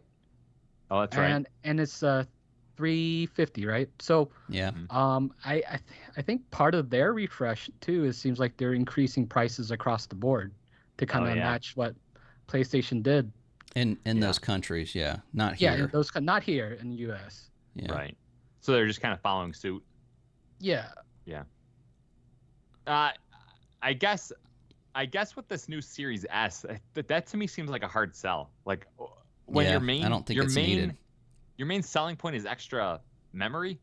Yeah, extra space. Yeah. I think their strategy is they're gonna really phase that. It's their way of increasing the price of the Series S while slowly phasing out the original model with lower. Oh, really? Yeah, that's what it feels like. That's what they did with the Xbox One. When the Xbox One S came out, it wasn't long before they stopped making the VCR model. So right now the Series X is $499. Yeah, and now it'll be $550 in some areas. Yeah. Yeah. But then the Series S, the new one, is $350. Yeah. Okay. Yeah. All right. Yeah. Yeah. So you guys recall the rumors for PlayStation side? Yeah, that one seems like it's coming. Yeah. Well, yeah, that's a rumor. Now, Phil Spencer has said they're not planning right now to make a pro version of, say, the Xbox Series X. Yeah. I mean, that might change next year, but they basically said the feedback. That's not the feedback we're getting right now. Like that's the quote. Yeah. And I think it's too soon. I mean, the PS5 Pro, there's most likely going to be a PS5 Pro. They were successful with a PS4 Pro. But the question is when it comes out. They've stated with this ABK thing, they both basically stated there's going to be new versions of the consoles in 2028. So, this generation is going to end right around 2028. So as far as having like pro models, I personally think it's too soon. What about 2024 though? What about 2024? Like 2020. Hold on real quick. I almost say it wouldn't be too soon because it's in the same timeline as the PS4. But it's a completely different market as last time. When the Xbox One and the PS4 came out, of course, at launch, they weren't readily available. But 3 months later, you could go into any Walmart or Kmart or anywhere, and pick up one. And there wasn't a drop in supply pretty much ever after that point. This is the first year that we've actually seen both of these in actual stores. So if that timeline you can't look at it the same way. Manufacturing on these things has been a nightmare for both of these companies. And that they're looking at that. When they make a console, it's set hardware. So they make deals with these manufacturers to make these, individual chips and RAM and all this kind of stuff. So as the time goes longer in that console, the price of those manufacturers drop. So like the processor, the GPU, all of that stuff drops in price. So you're making more money on that particular revision the older it gets. And in this case, it's Sony. Sony makes money on PlayStation. Xbox doesn't make money on any of them, but they'll lose less money as it goes on. So for them to just make a brand new model, then it kind of starts over that, it starts over how much money you're making on that console or how much money you're losing, depending on how you look at it. So if we've lost basically 3 years of having these things manufactured and rolling out and getting in stores, that may make them rethink, where it's going to land as far as a pro version of each one of these. As far as like the 30 and 60 argument, we're going to see more 30 FPS games as we go on, especially now that we're getting into Unreal Engine 5. If you look on the PC side, both of these models are basically like an NVIDIA 2080. So when these things hit the market, they were about a year behind as far as GPU and it had some more advanced stuff in there. But as far as graphical power, it's 4 years old. It's a 2080. We're now in 4080. So when they have that revamp, it's going to be more expensive.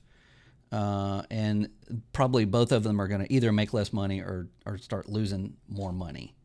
But I think it's better to just not do it. I would much rather them see just finding new ways to get more power out of that console in 2028 and then just completely redo it like they used to do. But I understand that market's not the same anymore. Yeah. So I do understand it's a different market right now. Yeah. But it's very likely that they've already been in development for some of these. So maybe it won't release next year. The next 2 years could be, with red supply in the stores and them selling like they should or like they have in the past. You might be right. They might just be like, okay, now that we've got this steady flow going, let's drop a brand new model. We also know that PlayStation PlayStation 5 is ahead in momentum compared to PS4. So that would also play into the fact that not the fact that they're probably ready to release a Pro model. Now, if I recall, last generation they released it in 2016, 1 year ahead of the series, the 1X, right? Right. So that could be the case again here, especially with Microsoft, not mentioning anything right now. Yeah. I will say I don't think you can really take Phil Spencer's comments like face value, right? Yeah, that's like any of these people, right? Like Nintendo, it's like, oh, we're not releasing hardware. Boom. Yeah, exactly. Yeah, they're not gonna. There's a magnifying glass on them right now. They're not gonna start showing their cards on everything. Yeah. But again, Thick, I feel like I asked this question. I don't remember what the response was. Are you day one on these Pro versions? Usually, yeah. You are? Maybe not the PlayStation one because I think I don't use it enough. Okay. But on the Xbox One, that's my daily driver. Okay. Yeah, if I was still on Xbox, I would definitely be day one on. I got the Xbox One X, and that was a surprisingly good upgrade. Yeah. Yeah, that was just playing everything at 60 frames per second was, deal breaker. That was pretty much their commitment to saying, hey, we do have the more powerful box, because they were being slaughtered in the beginning of the generation. Yeah, the Xbox right? One was just oh god, that thing was just it was handicapped from the go. Exactly. Yeah. So they're not going to let that happen again. I don't think. Yeah. But yeah, the big question is just when, and I mean, I don't know. I would be upset if I bought a PS5, say in this time next year, and then a month later they're like, coming November, here's the but that's just gonna happen. But that always happens. That always market, happens. Right? Yeah. It's like, I got a new iPhone. Well, look, they just so yeah. But what? And now that I think of it though, because I'm such I'm technically I feel like I'm a multiplayer gamer. I'm confident all these multiplayer games coming out in the next 3 years are 60 frames per second. Like no one does a 30 frames per second multiplayer game anymore, right? Yeah. So I wonder. I know I play a lot of Fortnite on the PS5, and I used to play it on the PS4, and I'm like, I'm not having any more fun on the PS5. It's that jump isn't really that great for me, right? Yeah. I'm just trying to get dubs, get some victory royales. That's all I'm concerned about. Well, don't you think that the going from 30 to 60 gives you a little bit of an edge, or doesn't it play a little bit better competitively? It certainly does. Yeah. But I feel like once you're used to 30 frames per second, your brain doesn't obsess over it. Your brain obsesses over things when they're right next to each other, right? Yeah. No, that is true. That is certainly true. Play Destiny 2 for a good week, and then go play Destiny 1. It's Destiny 1 30 frames? You'll throw up. Well, it'll be like, my head. But listen, that's a good point, because I did play Destiny 1 when it first came out, and right. I was like, it's yeah, it was fine. My brain doesn't remember like, it's 30 frames per second. My brain just remembers like it's a treadmill, like you're just on a treadmill, right? Yeah. Well, when you put a lobster in a boiling pot, slowly boil it, it doesn't know it's dying, but when you the old adage, but it's hard to go back, especially with something competitive. Right. And I just think that I don't want to use Starfield as an example, because Starfield is using a 22-year-old game engine. So for them, and thinking about it, I've said this before in the show, I wish somebody would make another Skyrim. I wish somebody would do it, but just do it better. And I think that it's probably, since, my armchair developer here, it's probably not that easy using, say, Unreal Engine 5 to have all of those mechanics and have all of those, physical things in the world. And then have it moddable, right? Right. Not being able to, go into a room and pick every single thing up in that room. There's not many games that do that. But then again, there's not many games using that engine. Right. So they use that engine to make these worlds totally interactive. So with that comes 30 frames per second. So you can't really use that as an example of, so now everything's going to be 30 frames per second. But going into Unreal Engine 5, we're just now starting to see games on the consoles using Unreal Engine 5. Fortnite's a good example. It runs great, right? It's 60 frames per second, and but when we get into things that are more advanced, is it going to be able to hold up? Is it going to have the power to do that?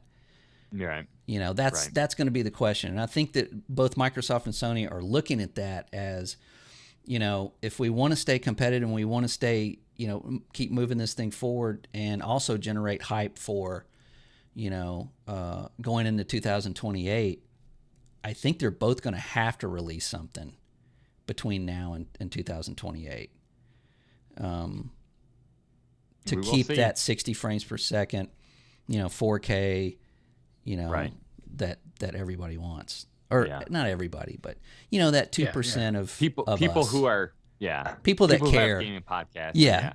Right. Yeah. People that get and people on Twitter, everybody on Twitter, and then podcasts, and the average gamer probably goes into. They're going to go into the store to buy Starfield. They're going to put it in their Xbox, and turn it on, and somebody's going to ask them if it's 30 or 60, and they're going to be like, "What are you talking about?" Right? They don't care. Yeah. So I don't know. Thick, I got a question for you.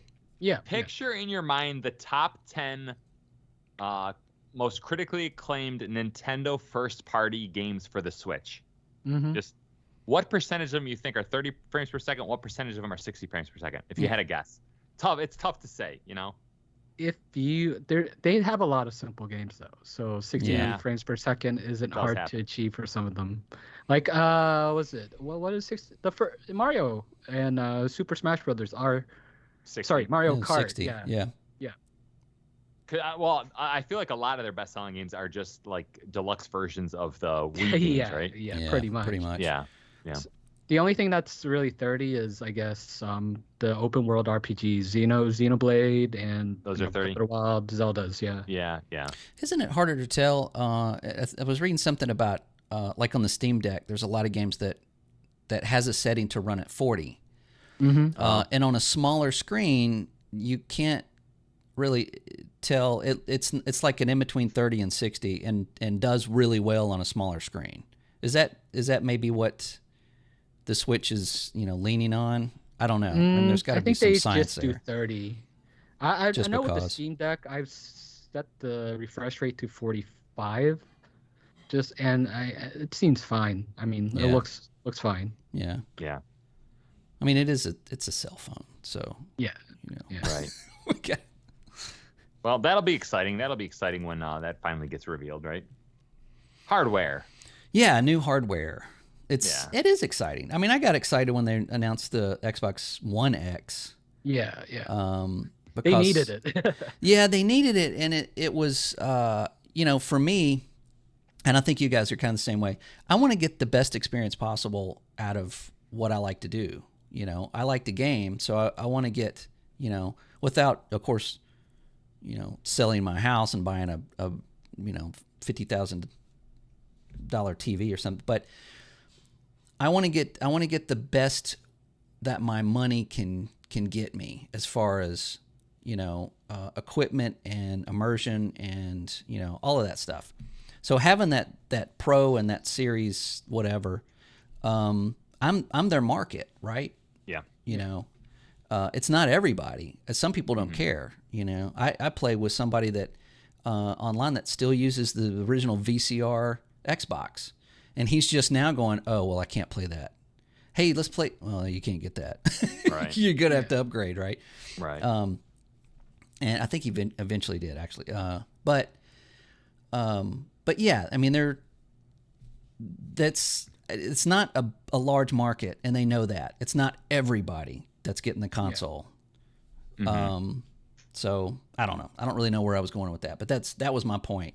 There's not. I get what you're saying. Yeah, I think we're that crowd, but not everybody. We're the hardcore crowd. Yeah, because I know people now are like they'll probably still go in a store and go Xbox Series X and S. What's the difference? Yeah. And then somebody has to explain. Yeah. The price difference and everything. So I hate that there's a price hike. This is when we're 3 years out. This Weird, is when we should start seeing a price drop. Do you get the feeling that these companies over time are like, we won't do a price drop if you don't do a price drop? And then the other company's like, all right, I'll play that game. This is pretty much it, right? Yeah. Remember when I said a long time ago that Meta set the precedent that you could raise the price, and then Sony did it. Now Xbox did it because their timing just sucks because they just came out of pseudo E3 with a big win and then announcing a price hike it's just crappy timing. Yeah, and price hike on Game Pass too. I mean that's slightly different, but I mean everybody you expected expected that. This, Scott. Yeah. I mean this was your prediction. Netflix, Hulu, they all do it. I mean, good grief. Game Pass came out in 2017, I think. I think 16 even. Yeah, and it's been the same price since. How many price hikes has Netflix had since 2016? Probably like 20. Yeah, but it seems like a lot of it's kind of like clumped together. Like it didn't do it for a long time, I guess, just to build the base. Mm-hmm. And then yeah. But $2 is I mean that's them going up like $5 or $10 would have been ridiculous. But $2 is kind of what what you kind of expect these days. So yeah. It's that boiling water metaphor. Exactly right. You turn it up slowly, you don't feel it, and then it's like $30 a month. But Yeah, we'll probably see PlayStation do the same thing on theirs as well. I think this Probably pretty actually soon. more so matches PlayStation's price because they have the premium at $18 right now. Yeah, Wow, is it really? $17.99. Yeah. Yep. Wow, that's interesting. Yeah, there was also a story. I don't know if did we talk about this where they like I wish I had a beeper because it's a totally no sugar honey iced tea moment. But Sony said that they said, oh well, with our premium service, we don't put our first party titles on there until like 2 or 3 years later, and that's really working for us. It's like no kidding. So how is it for your customer? Even your competitor does it, but you're going to wait 2 or 3 years, and I'm sure that's working out great for you. $70 a pop. So yeah, I don't even know why somebody even asked them that. That was just Scott. I don't know. I feel like Scott's funny. attacking the virtuous cycle, and it's called the virtuous cycle for a reason, Scott. Oh, is it? Thick, tell him. What's the virtuous cycle? I don't actually know. I think Jim Ryan said something like, "We like releasing full price games because it feeds the virtuous cycle." Oh yeah, and I'm like, that guy is awesome. I love Jim Ryan. Yeah, I think that's a synonym for his wallet. Yeah. Yeah. Oh, okay. Sony's wallet. We're cutting this out of the podcast. I don't know. I mean, they're our company. Okay. Speaking of PlayStation, I do want to go back a little bit about the refresh. Remember the rumor? Please do. PlayStation, like regular PlayStation refresh, like a new model of the same PlayStation, but without the disc drive. Yeah. Yes. Oh yeah. And then have a sold separately, right? Yeah, sold separate drive that you could add externally. I actually think this is not a terrible idea. Right? I agree because it streamlined their manufacturing process, especially if it's not the old models. Yeah, and especially if you could take that drive and plug it into like the digital version that you already have. Yeah, from what I heard, see, they won't. No, that's crap. Yeah. I would So sorry. I have the digital version. Yeah. Yeah. I mean, add it, just plug it in, and I mean, if they did something similar to the Xbox Series S, I know a few people that would probably buy one because some people they upgraded, they couldn't find or couldn't afford a Series X, and they've got this 360 library that is backwards compatible that they can't play because it's on disc. So if you have the S and it's discless, then if you could add something to that to play that library, that would be really cool. Yeah. So, this reminded me of back in the day when we started losing floppy drives and we got all these like external floppy attachments. Yep. Yeah, absolutely. USB floppy drives. God, I used to have one with me like everywhere I went. We could see that. Maybe this is where physical media is going to go. Maybe these new refreshes are going to be digital only with an add-on. An attachment. Yeah, an attachment. That's not, and a lot of people might not be happy with that, but yeah. Yeah.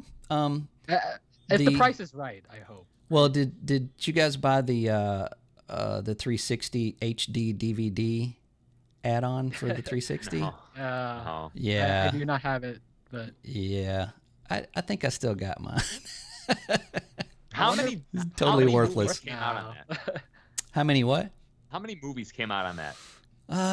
It was quite a few. Was it? Yeah, and it was actually a friend of mine had a PlayStation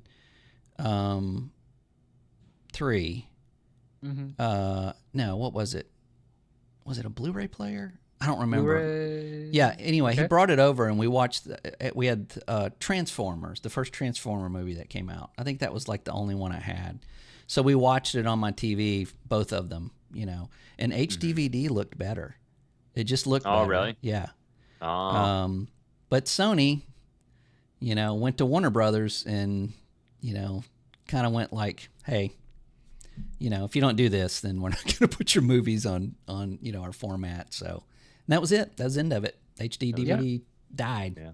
The format war is the real war. Yeah. That's right. That's how Sony does it. They're cutthroat, man.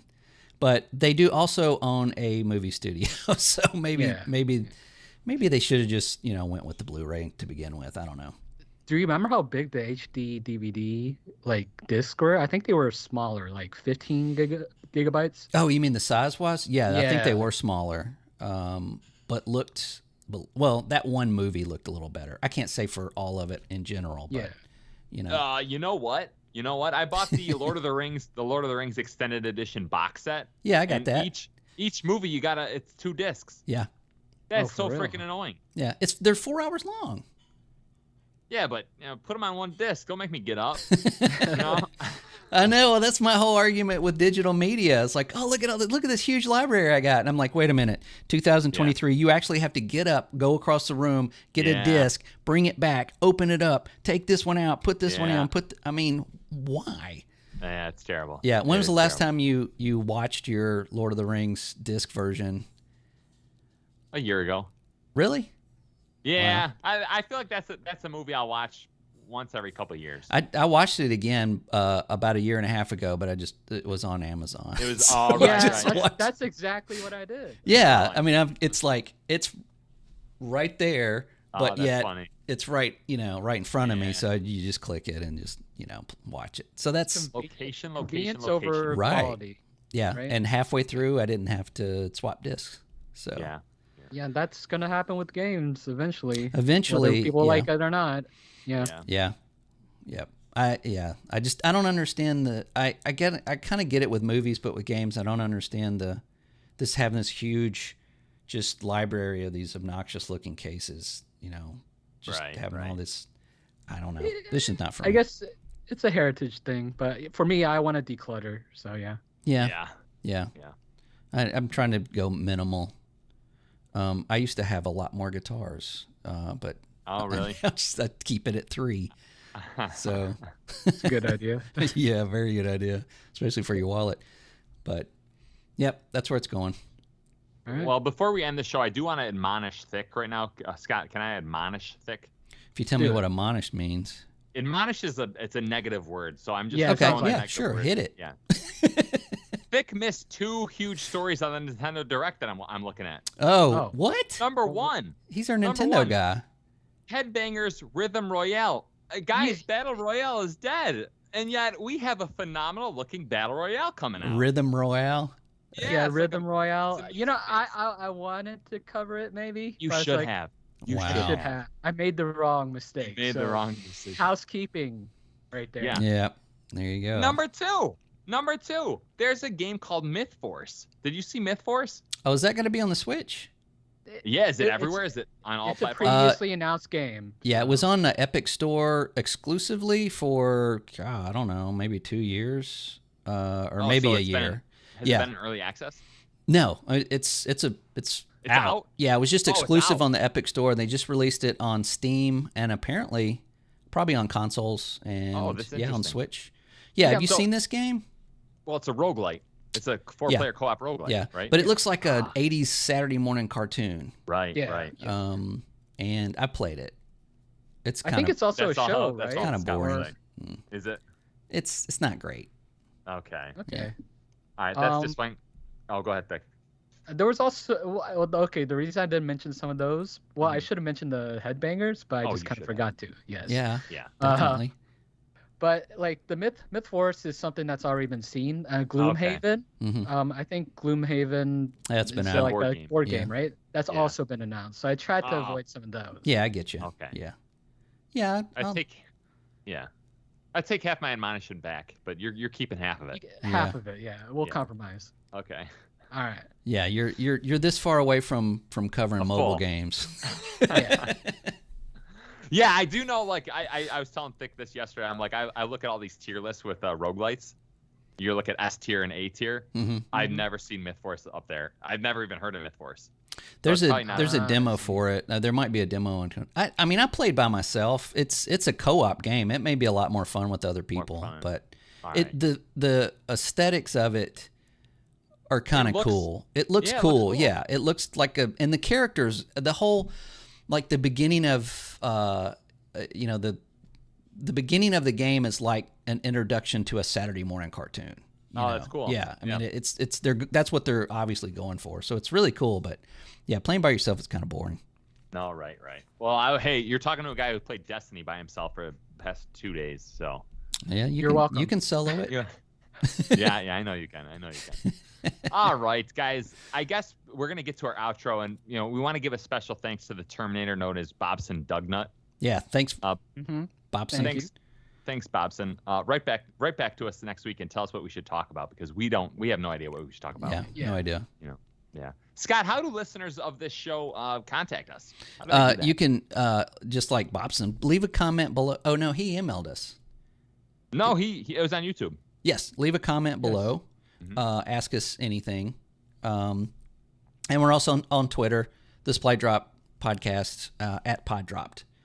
You can leave us something there or follow us there, or but subscribe here. And you can also listen to us. Our audio version is on Spotify, Apple, Google, anywhere you get podcasts. Yeah. So take us with you. Indeed. Yeah. Thick, can you take us to school as we walk out of the building? Okay. All you right. want the philosophical one? Yes. All right. We cannot see reality as it is, only our mental construct of it. And that's why the console war is a construct. I see. Oh, that's I say funny. this every day. That was a funny line. I guess we'll talk about it next week, but that was a funny line. I added that last part, but yeah, the other part is from a philosophy podcast. So Nice. All right. yeah, And he's absolutely right. yeah. All right, everyone. We'll catch you next Monday. We'll be back on Monday. Back on Monday. Yes. All right. Adios. Bye. Adios. Bye.